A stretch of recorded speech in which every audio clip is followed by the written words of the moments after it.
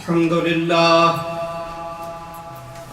لله نحمده ونستعينه ونستغفره ونعوذ بالله من شرور أنفسنا ومن سيئات أعمالنا من يهده الله فلا مضل له ومن يضلله فلا هادي له ونشهد أن لا إله إلا الله وحده لا شريك له ونشهد أن محمدًا عبده ورسوله أرسله بالحق بشيرًا ونذيرًا بين يدي الساعة من يطع الله ورسوله فقد رشد واهتدى ومن يعصهما فإنه قد غوى وإنه لا يضر إلا نفسه ولا يضر الله شيئا إن خير الحديث كتاب الله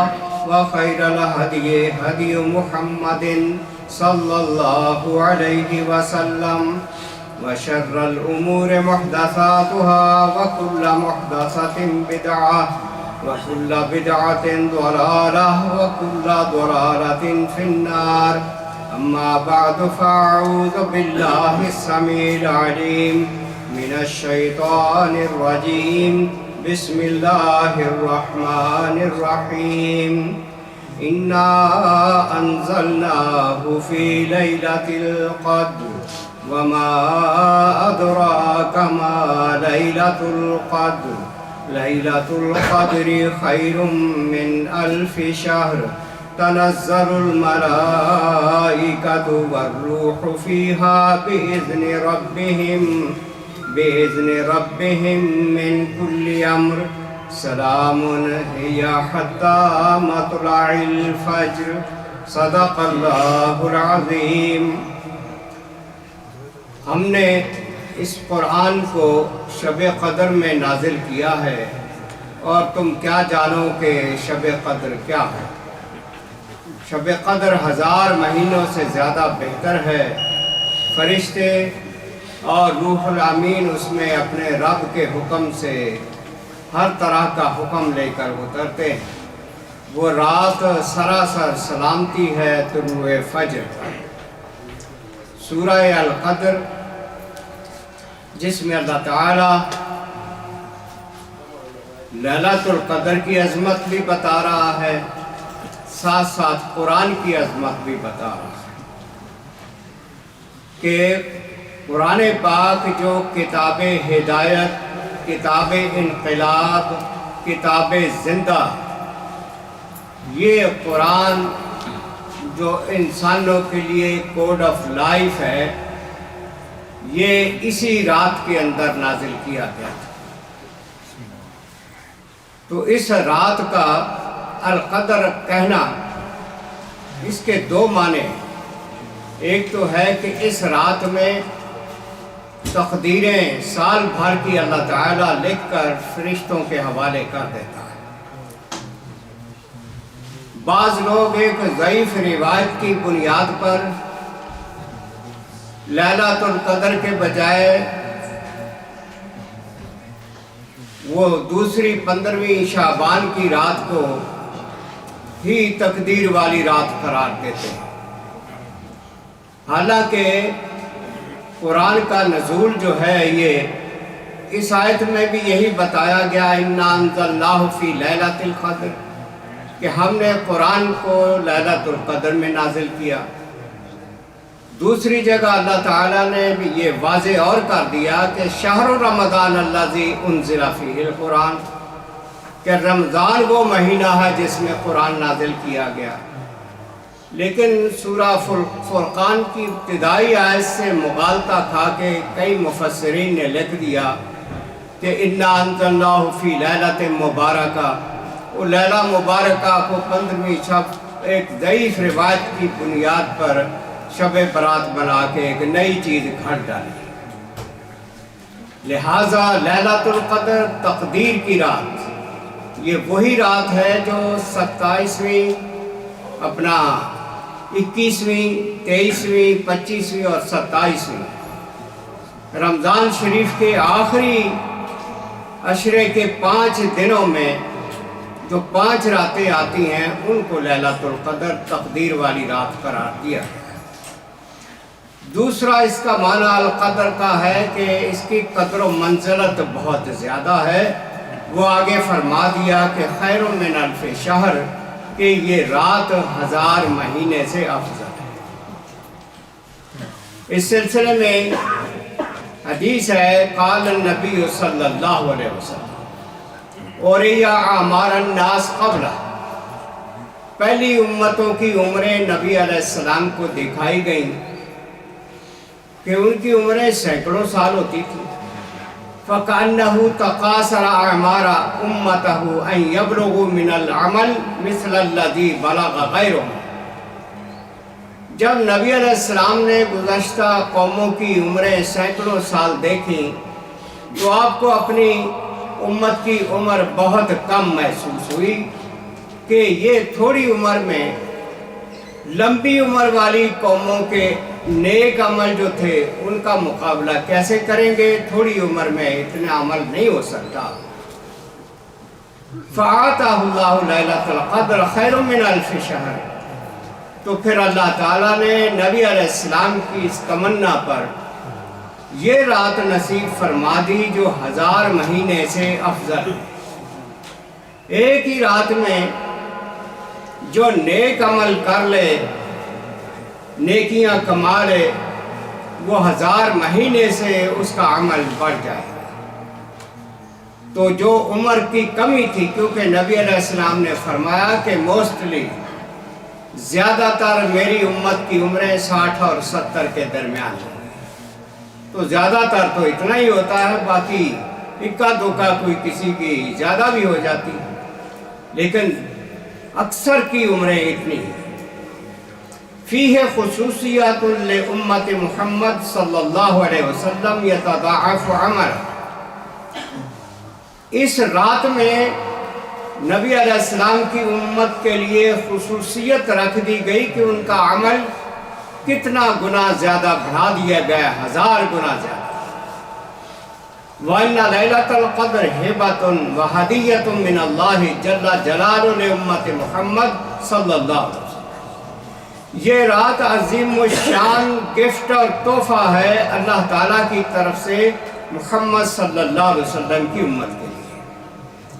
الرکعۃ فیہا بثواب 1000 رکعۃ فی غیرہا، ایک رات، اس رات میں نماز پڑھنے کا ثواب ایسے ہے جیسے دوسرے دنوں میں 1000 رکعت پڑھنے کا ثواب ہے، 1000 گنا ثواب جو ہے وہ بڑھ جاتا ہے۔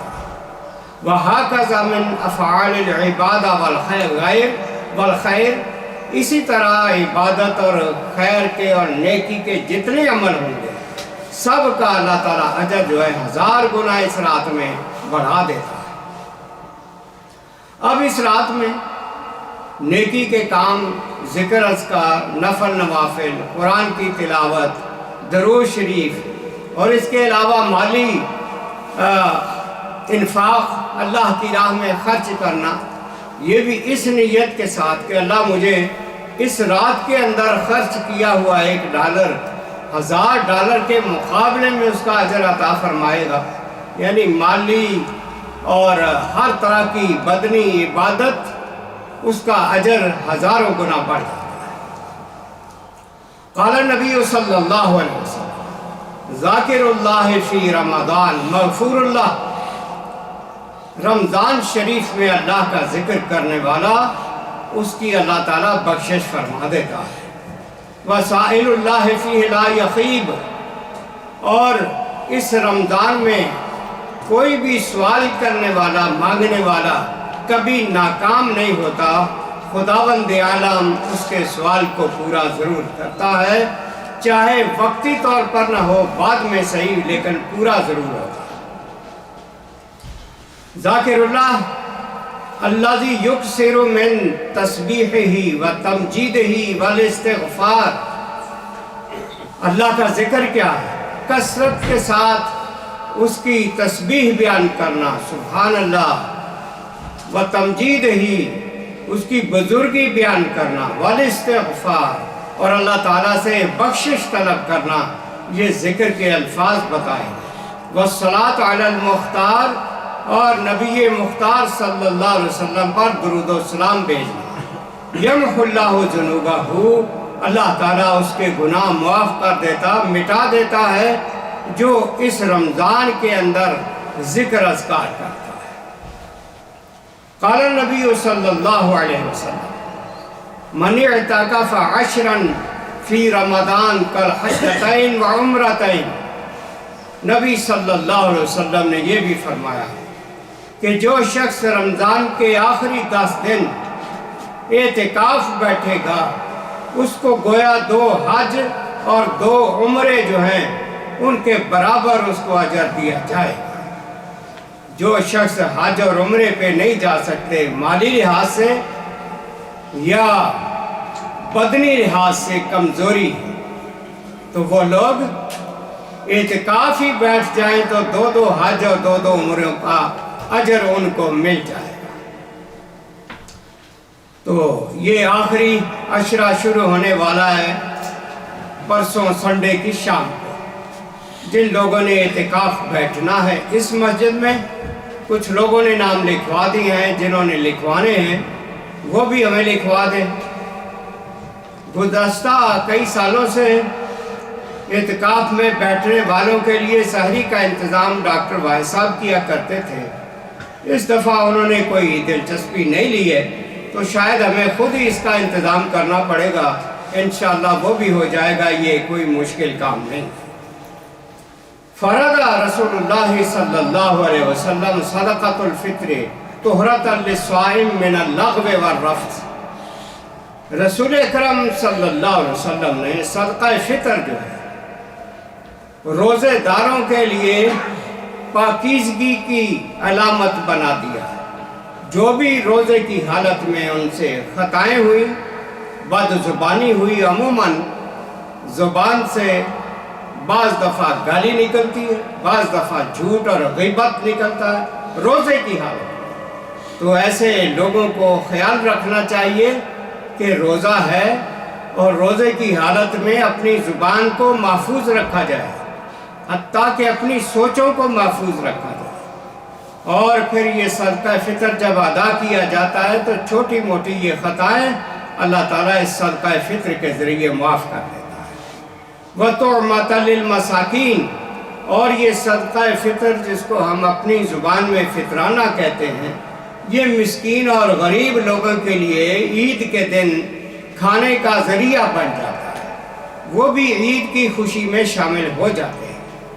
فمن اداها قبل الصلاۃ، جو اس کو نماز عید سے پہلے ادا کرے گا، فہیا زکوٰۃ المقبولہ، اس کی تو یہ زکوٰۃ اور صدقہ قبول ہوگا۔ ومن اداها بعد الصلاۃ، جو نماز عید کے بعد اس کو ادا کرے گا، فہیا صدقۃ من الصدقہ، وہ عام صدقوں میں سے صدقہ تو ہو جائے گا لیکن صدقہ فطر ادا نہیں۔ تو گزشتہ سالوں کی طرح اس سال بھی $10 ایچ فطرانہ مقرر کیا گیا ہے۔ جتنے بھی گھر کے افراد ہیں ان کی طرف سے $10 جو ہے وہ دیے جائیں۔ قال النبی صلی اللہ علیہ وسلم صوم یوم رمضان معلق بین السماء والارض، رمضان کے مہینے میں روزے آسمان اور زمین کے درمیان فضاؤں میں لٹکتے رہتے ہیں۔ ولا یرفع الا بزکوٰۃ الفطر، اور وہ زکوٰۃ فطر ادا کرنے کے بغیر اوپر آسمانوں پر نہیں پہنچتے۔ لہٰذا روزوں کی آخری قبولیت جو ہے اس کے لیے صدقہ فطر فطرانہ ادا کرنا ضروری ہے، اور یہ نماز عید سے پہلے اسے ادا کیا جائے۔ یہ عبادات جو ہمارے لیے مقرر کی گئی، حقیقت یہ ہے کہ ان کی اصل روح یہ ہے کہ ہمارے اندر سے بری عادتیں ختم کی جائیں اور اچھی عادتیں ہم اپنے اندر ڈالیں۔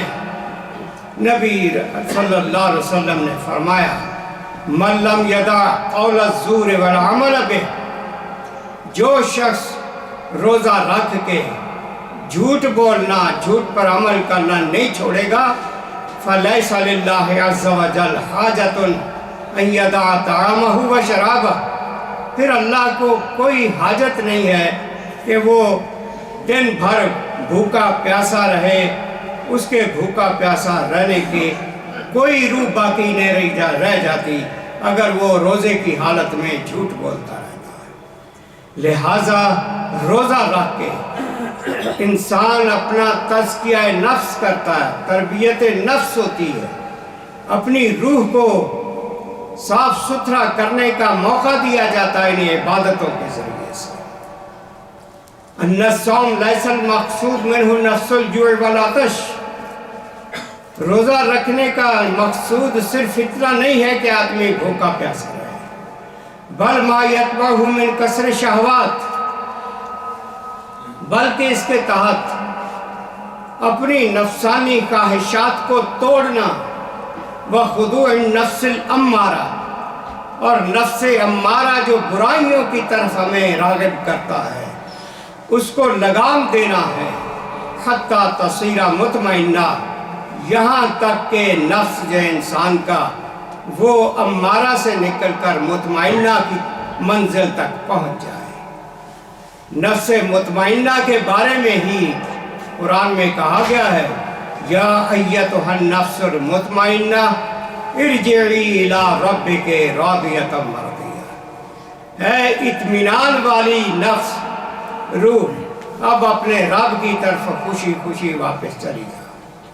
تو موت کے وقت نفس مطمئنہ کا استقبال کیا جاتا ہے خوشیوں کے ساتھ، تو وہ نفس مطمئنہ کا حاصل کرنا اس روزے کے ذریعے سے ممکن ہے۔